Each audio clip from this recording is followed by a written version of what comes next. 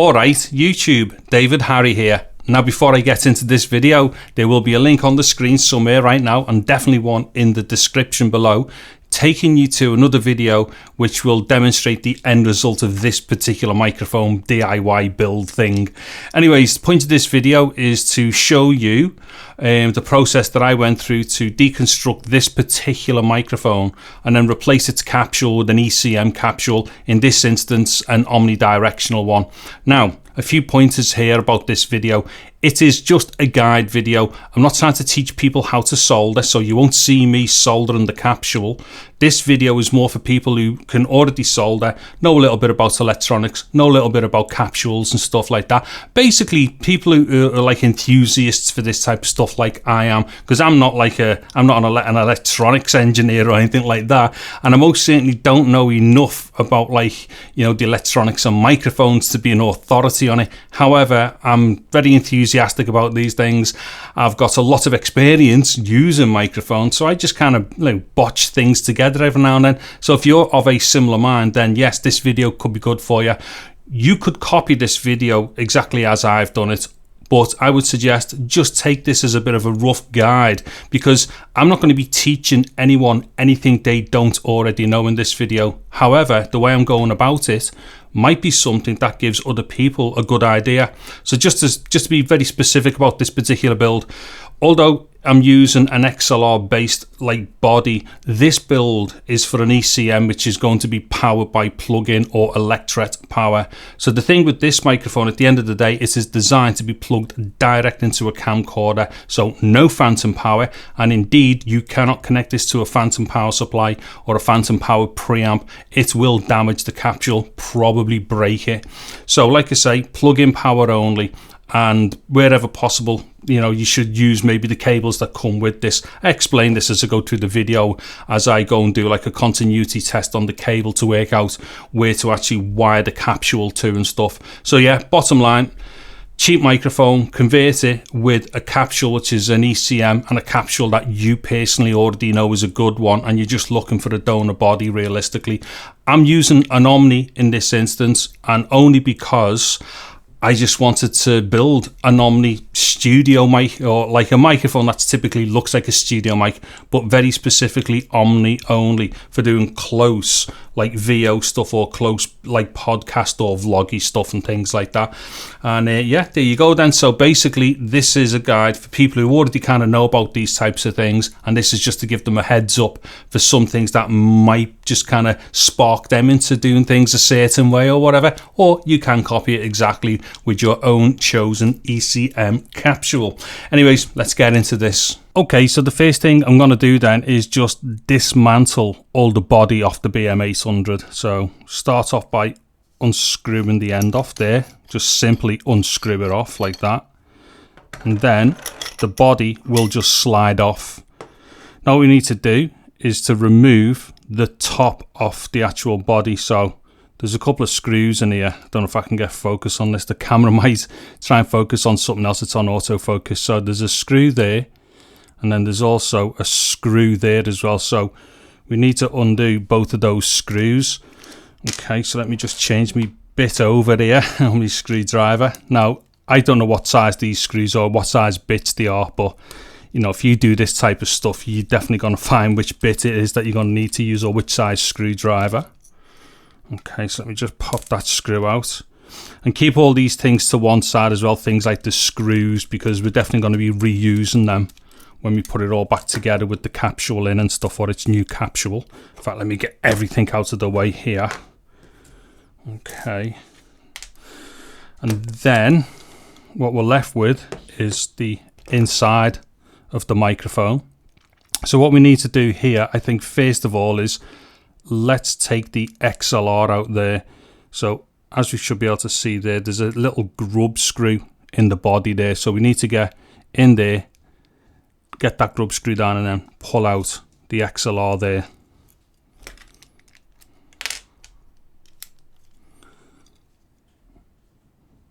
Okay, let's just go clockwise.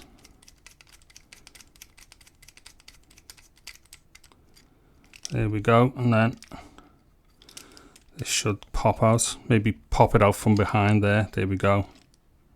And then there's the XLR out there like that. So I would say that the first thing we need to do is to desolder the 3 cables that are on the XLR there.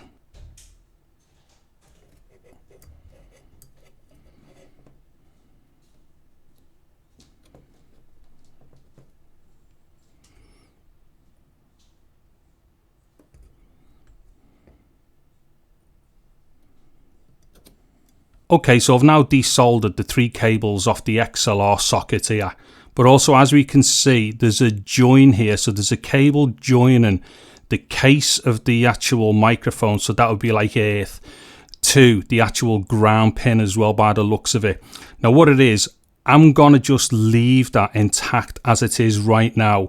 But if this ended up being a problem, what I'm going to do is flash up now on the screen a yes or a no, basically. Leave it as is or to disengage it. And the reason why I might say disengage it is because right now I do not know if that's going to cause a hum or anything to do with, like, you know, a ground effect or anything like that until I've actually used it. So like I say, right now it'll say yes for leaving it the way it is or no to take off that link there.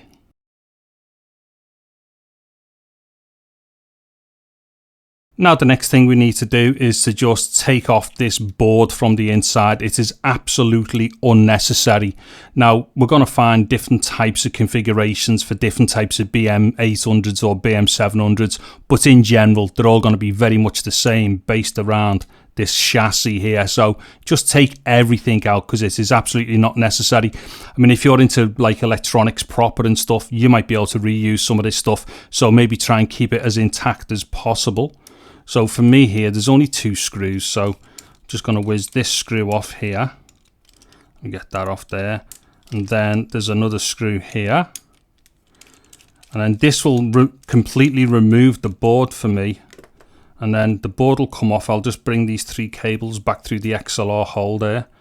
Now, there's 2 more cables coming up to the capsule here. So what I'm going to do, I'm just going to desolder this capsule here.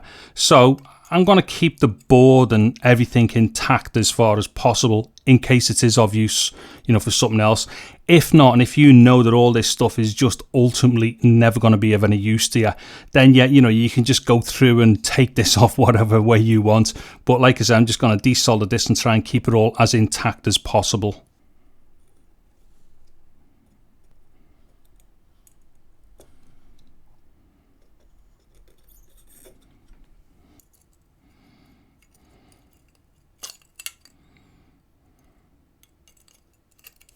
Okay, so I've took the board off and everything, so now we're really getting to a skeleton here.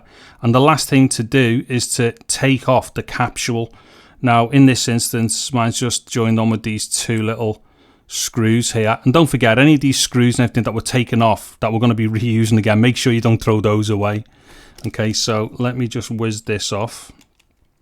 Like I said, this could be slightly different in other BM-800s.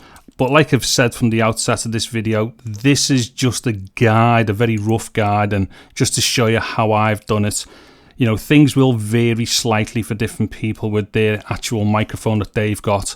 Although I would imagine for the vast majority of them, these BM-800s and 700s are going to be pretty much identical. Okay, so there we go. So there is now the capsule inside this little plastic thing here. Now, what you're going to have to do, because I'm going to try and use this plastic piece here to somehow suspend my capsule in here that I'm putting in it. So go ahead and get that capsule out of there as best as you can. Now, it may well be the case that you may have to damage it in order to get it out. But don't forget, at this point, we're not looking to use this capsule again anyway. Although, if you've got a use for this capsule, then most certainly try and get it out as best as possible. So let me just get on with trying to get this out of there.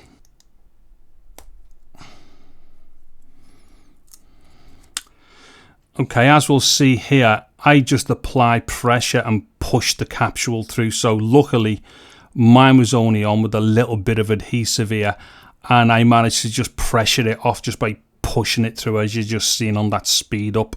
Okay, so that's that capsule out nice and safe. Okay, so before I go any further then, here are all the stripped down parts that I'm going to reuse off this BM-800. Now don't forget, you may have slight little differences here, different variations on things, but nonetheless you'll be left with something similar. And also as well, this piece here, like I say, I'm going to try and reuse this.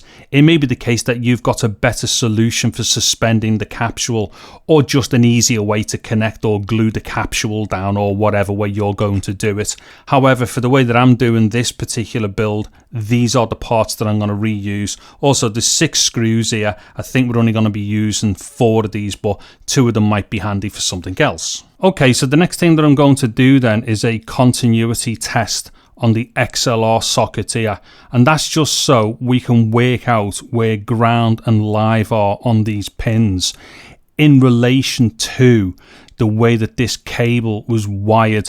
Now let me just explain once again, we have to use one of these types of cables with this microphone. So with the TRS 3.5 jack on going to the XLR, and the reason why we're using this is just because the end result for this microphone is going to be one which is powered by plug-in power. And don't forget, you cannot use XLR to XLR to connect this microphone to anything. You will blow this capsule if you plug it into anything with phantom power. I've already said this at the beginning of the video, and I'm just reiterating it now. This is for the convenience of being able to use plug-in power. So it's like going to be the easiest way to plug it into anything and not having to be worried about phantom power. So don't forget, we cannot use XLR to XLR to power or to connect this microphone. It has to be XLR to 3.5mm jack like this, and preferably the cable that comes with it. So like I said, what I'm going to do now is just test for continuity on this socket here. Okay, so what I'm going to try testing for first then is just what's live. So tip here is going to be live on the 3.5, and that's where our plus voltage is going to come from. So let me just get on this as best as I can. And it's going to be that pin there and that pin there. Just give me 1 second, hold on. I know this all looks a bit messy and stuff. I should really have put my little clamp system down for this. Hold on, my little, my little grippy thing. Okay, so it's definitely that one. I haven't got my glasses on. Let me get this as close as I can. That there is pin, if I put it the right way around, that's pin 2. Okay, so what it is live is pin 2 on this particular configuration. So let's see if I can get it on there. So that pin there, so that's pin 2 on this configuration. Okay, now what I'm going to do is test for ground. So ground is going to be tip, ring, and sleeve. Here is the ground. So let's go on sleeve there, and then it's going to be that pin there, because that's the one that's joining as well to the outer sheath of the casing as well. Okay, so that pin there is pin 1. So pin 1 is ground and pin 2 is live. Okay, so there we go. So pin 1 ground, pin 2 live. So what I'm going to do now is go away and just solder up a cable to join the inside of the XLR here to the capsule. So I suggest you do the same thing. Okay, so as you can see, I have wired up the XLR. I've also put it back inside the body there, but I've also attached my capsule to the end. And the reason why is because I've given myself well enough cable here to play with to work out how I am going to end up suspending the capsule or connecting it inside here, inside like the top of the mic. Also as well, once I've got that sorted, I can then just feed the mic or feed the mic cable back inside the body. And if I need to, I can just tape it then on the inside of the body. The thing is, nothing is going to disturb that cable once it goes back in or anything like that. So best kind of be safe than sorry, maybe. Put a little bit of extra length, more than what you may need, and then just feed the rest of it back in. Once you've worked out how you're going to suspend your suspend your capsule at the top. Now, I think I've just come up with a cunning plan for suspending the capsule within inside the original capsule mount here. So let me just try this and see if it works. Okay, so here is my cunning plan then. I've just got an elastic band that I've cut open like this. Now what I'm going to do is wrap the elastic band around the capsule like this and just kind of keep winding it around. Hold on, let me get the first one sorted. It's a bit difficult. I've already just tried it and it's great, but trying to film it and do it at the same time is a bit of a pain. So what you do, wind it around the capsule like so until you've basically got the thickness there with the rubber off the elastic band to sit the capsule within inside that hole and suspend it. And then what you do, once you've got the thickness right or the amount of turns on the elastic band, then just use super glue. Let's see, where am I? Hold on. Yeah, there you go. Just put a dab of super glue at the end point to where the elastic needs to sit on when it becomes thick enough to basically suspend the capsule within inside the plastic mount. So I'm just going to glue mine down and put it inside the mount and let you see what it looks like. Okay, so this is exactly what it looks like, and hopefully you can agree with me. That actually looks really decent. I mean, there it is from behind as well. And the cool thing here is I've not even had to use any glue to hold the rubber band inside that plastic ring. You could obviously do that if you wanted to, just to make sure it's never going to fall out. But the way I'd wound it around, I'd kind of got the whole thickness thing to the point where, you know, I had to kind of push it in a fair bit to get it inside the plastic ring bit, but it holds itself in perfectly well. It's really good. I'm really made up with it. Now, that's definitely going to work, and I know that because I've already tried it. It's great. However, what I'm going to do is just show you, I've got another idea. Now, although this particular capsule is an Omni, if we can just kind of imagine that that's a cardioid, right? Now, that would mean it is a side address microphone, so you know you have to address it from its side. However, what I'm going to do is reposition the capsule in such a way that it's going to be an end address. So basically you speak into it or sing into it or whatever you're going to do with it from the front there. Now you might think to yourself, well, hold on, Dave, this is an Omni capsule. Do you really need to have it in an end address position? Well, the thing is, despite the fact that it is an Omni and it will pick up kind of in 360 degrees all around it, I've already tried this particular capsule, and most Omni capsules are going to be very similar. Although they will have a similar amplitude or a similar level as far as picking a signal up from all around, they do respond slightly better from what you would deem to be the front of the capsule as far as the tone is concerned. So if I have this mic as a side address in the position that it's in now, it's obviously an Omni and it will pick everything up around it. However, tonally, it will sound slightly better with stuff coming in, going straight into the capsule in that side address fashion. Now, I know this because I've already tried it, so I definitely know that about this particular capsule. However, what I'm going to do is reposition this capsule so it is pointing up, as it were, and then suddenly the microphone becomes an end address microphone, and that's going to be much better for mounting, because what I find is if you've got this, like, you know, if this camera here is me and I'm looking down at the mic, if it's end address like this, it's a lot easier to position than what it is from the side, I think. And also it means that it's a bit easier to keep out of the way of your face if you do have the microphone on camera. Now what I'm going to do, I'm going to get off and I'll come straight back as far as this video is concerned, but I'm going to get off and try something. Hopefully this is going into focus here. What I'm going to do is cut across that ring in such a way that hopefully I can reposition the capsule so it's pointing up. So I'm going to cut across it and then twist the capsule around. It's likely that I will have to glue that one, but nonetheless, I'm going to try this now and I'll come straight back. Okay, so this too seems to have worked out quite well. I'm really, really happy with this. Now, if we look at it from this angle here, it might look like it's a little bit lopsided, but the actual capsule is pointing straight up. So little quick look there again. I'll just see if the camera will get in focus here. Oh, come on, get in focus. Here we go.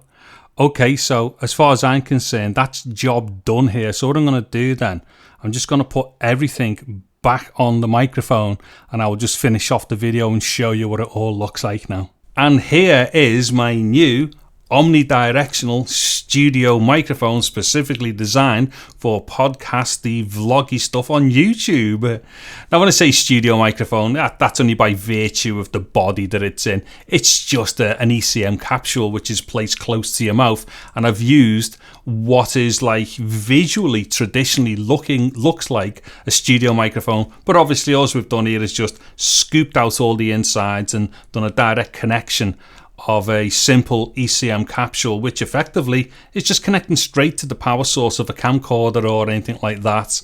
Anyways, hopefully this guide has been good for people and given people at least some ideas for maybe copy exactly the guide that I've just shown you there, or just use it just to, like, you know, kind of do your own thing from and all the rest of it. And also that thing at the end that I've just done as well, that last bit where I reorientated the position of the capsule, that is going to be especially good for people who want to do cardioids. For me, it's actually worked out better as well because that particular capsule, and I've been using a Primo EM272 for this build, that particular capsule does have a slightly better tonal response if you come at it from what you would consider to be the front of the capsule, hence why I turned it into an end address mic in the end. And of course, end address means it's a bit easier to position in front of your face, especially if you're in front of camera for YouTube, podcasty, vloggy type stuff. Anyways, yeah, so there we have it. Hopefully then this is going to be something that's going to be useful for people. Also, as well, as mentioned from the beginning, there is also a video where I've gone into great detail talking into the microphone. I think the video ended up being 25 minutes long. This is a long video as well. Really must learn to cut these things down. And on that point, that video, there will be a link to it in the description below. Anyways, if you've liked this video, please give it a thumbs up and all that stuff. Maybe consider subscribing to my channel, all that kind of thing. I'm David Harry. Thank you very much for watching this video. Take care and goodbye now.